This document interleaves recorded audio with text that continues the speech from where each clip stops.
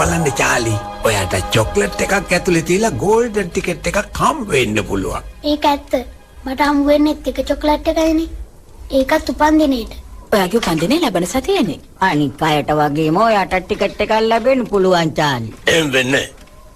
Golden ticket එකක් ගන්න පුළුවන් වෙන්නේ හැමදාම චොකලට් ගන්න සල්ලි තියෙන ළමයින්ට විතරයි. චාලිට චොක්ලට් එකක් ලැබෙන්නේ අවුරුද්දට සැරයයි. කවදාවත් හරියන්නේ නැහැ. ඕනේ කෙනෙකුට අවස්ථාවක් ලැබෙන්න පුළුවන් චාලි. ඔන්න මං දැන් කිව්වා.